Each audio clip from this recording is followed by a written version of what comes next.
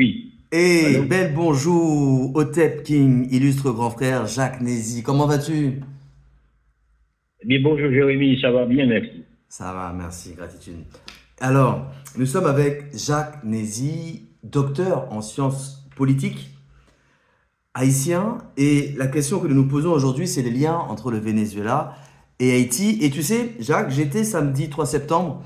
Bon, il y a eu un rassemblement à Place de la République, mais au départ, l'appel était lancé pour se retrouver, donc pour que le rassemblement ait lieu devant la statue de Bolivar, Simon Bolivar. Alors, pourquoi parle-t-on des révolutions bolivariennes et en quoi Haïti y est pour beaucoup? Eh bien, Haïti est pour beaucoup dans la révolution latino-américaine, puisqu'il faut le rappeler, Haïti, après avoir vaincu les troupes de Napoléon en 1803, Haïti a été le porte-drapeau des valeurs de liberté, d'égalité, d'émancipation politique, non seulement dans la Caraïbe, mais également en Amérique latine. Donc Simon Bolivar, à l'époque libérateur de l'Amérique latine, qui cherchait les moyens à se libérer du joug espagnol, avait trouvé des ressources nécessaires en Haïti, où il a séjourné à deux reprises en Haïti, où il a trouvé des armes, des munitions, des conseils en ce qui concerne la stratégie militaire qui lui a été conseillée par Dessalines et puis par Pétion.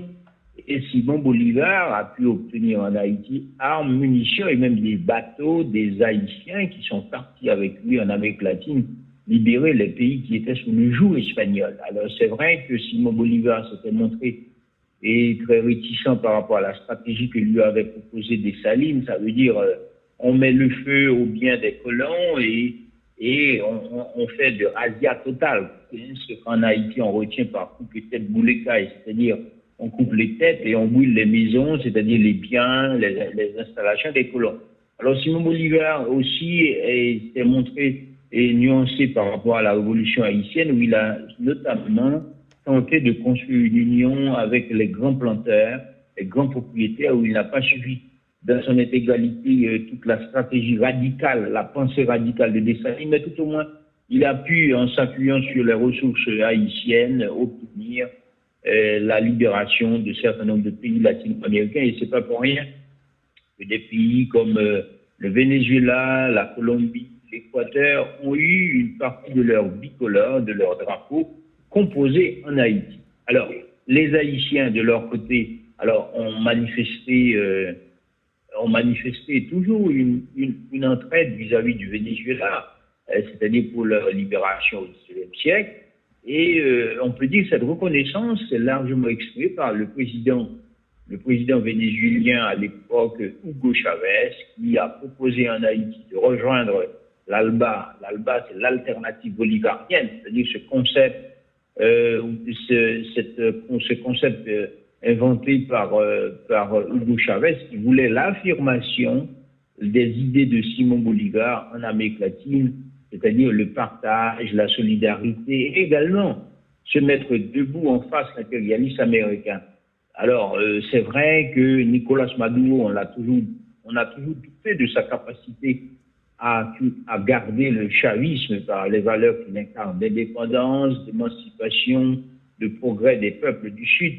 Donc, Nicolas Maduro n'a pas pu donc honorer jusqu'au bout la pensée chaviste. Alors, Simon Bolivar en Haïti incarne non seulement cette figure, c'est vice-versa, hein, de la même manière que les Haïtiens partagent une relation fraternelle avec le Venezuela, qui est aujourd'hui en difficulté, mais le Venezuela aussi a manifesté sa solidarité à plusieurs occasions vers Haïti, notamment à travers le renversement du président Jean-Bertrand Aristide en 1991, qui à l'époque, le président Carlos Andrés Pérez a reçu de chez lui, l'a hébergé.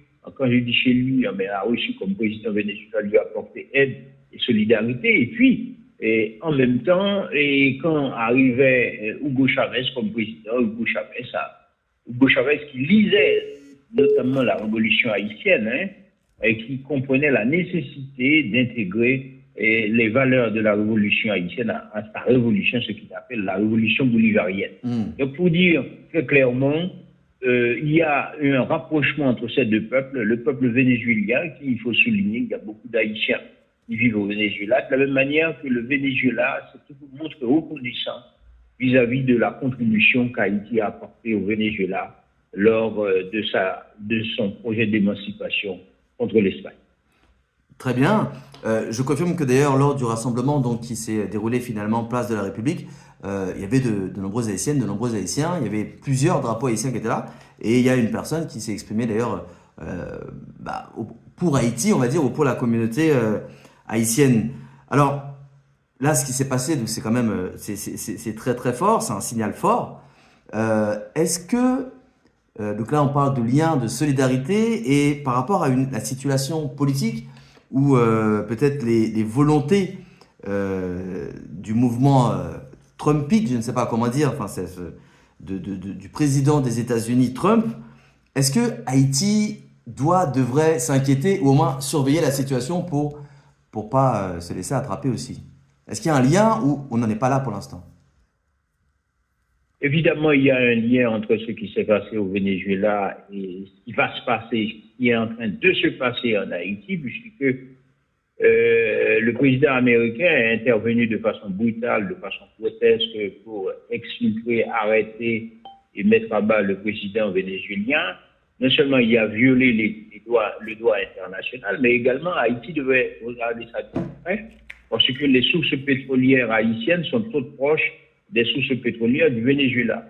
Or, il faut le dire, l'opération visant à mettre à bas le président vénézuélien n'a d'autre objectif que mettre la main sur les ressources pétrolières du Venezuela, qui, il faut le rappeler, ont la plus grande réserve pétrolière du monde.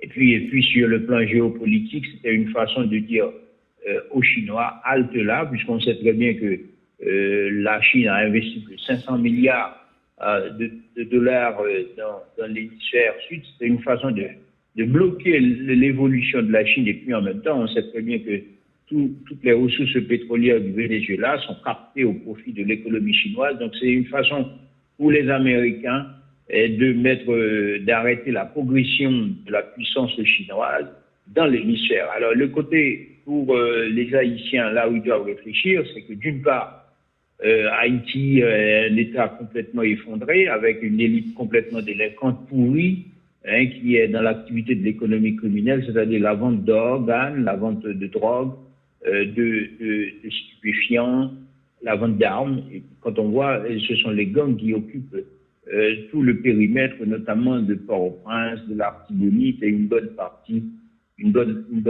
aussi du centre. Donc c'est le message que Trump envoie aux Haïtiens, c'est de leur dire que il n'y a qu'une façon de se faire, d'exister, c'est de se soumettre à la toute-puissance américaine.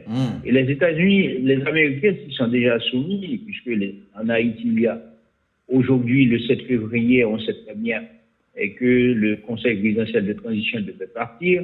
Et là encore, les Haïtiens s'en remettent les mains et poings liés à la toute-puissance américaine de décider à leur place qui doit remplacer le Conseil présidentiel de transition. C'est-à-dire que ce qui est en train de se passer au Venezuela renvoie par effet de miroir une leçon à Haïti.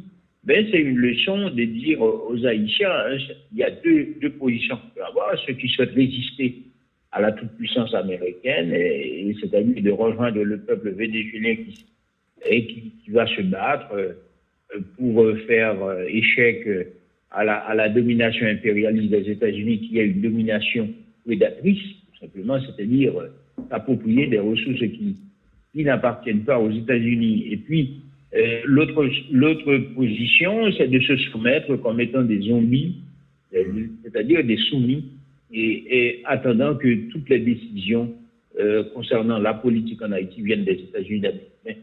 Mais ce qui ne fait pas honneur au passé d'émancipation politique d'Haïti, puisque Haïti s'est toujours inscrit dans l'histoire comme étant un grand pays qui a importé la révolution ailleurs, c'est-à-dire par les principes de liberté, d'égalité et d'émancipation politique et de souveraineté politique. Alors, Jacques Nézy, merci beaucoup. Donc, je rappelle, docteur en sciences politiques. Une question justement, est-elle hors sujet finalement la qualification de l'équipe nationale d'Haïti pour la prochaine Coupe du Monde de football? Peut-on voir une opportunité, des influences qui peuvent de manière, je sais pas, informative, historique, comment vous, en tant que docteur en sciences politiques, euh, comment vous appréhendez cette qualification de l'équipe nationale d'Haïti pour la prochaine Coupe du Monde de football? Mais cette qualification vient à un bon moment, puisque Haïti, on sait très bien, depuis quelques années, et touche le fond, c'est-à-dire Haïti renoue avec une crise politique qui est complètement destructrice de ses institutions. Ajouter à cela, les Haïtiens sur le plan interne, n'arrivent pas à se mettre ensemble pour dégager une alternative et de construire des voies de sortie à cette crise. Ils attendent tout ou de la part des États-Unis d'Amérique. Or, les États-Unis d'Amérique ne vont jamais décider et c'est pas aux Américains de définir l'avenir des Haïtiens. C'est aux Haïtiens eux-mêmes de se mettre ensemble, enfin, avec quelques groupes vertueux, patriotes compétents, de définir les chemins de leur émancipation politique. Donc, la victoire de l'équipe de France, de l'équipe haïtienne de football vient ouvrir une fenêtre d'opportunité pour Haïti en leur montrant qu'il est nécessaire et que tout n'est pas perdu puisque cette équipe a pu avoir sa qualification dans des conditions complètement difficiles. Jamais un match joué en Haïti. D'ailleurs, il y a beaucoup de ces joueurs qui résident à l'étranger, qui n'ont même pas encore mis les pieds en Haïti. C'est dire qu'il y a troisième leçon à tirer, c'est que l'espoir d'Haïti vient de l'extérieur, parce que j'appellerais le cosmopolitisme, c'est-à-dire la réunion, l'agrégation de toutes les forces positives qui sont à l'extérieur et qui tentent à réfléchir, à proposer une alternative sérieuse sur le plan politique, sur le plan économique et sur le plan social à Haïti. Donc cette alternative, elle est possible et c'est ce que veut nous dire cette équipe nationale et c'est ce que aussi sa victoire et sa participation à sa qualification au mondial veut nous signifier. C'est-à-dire qu'il est possible pour Haïti de sortir par le haut et qu'il y a encore de l'espoir et que tout n'est pas perdu.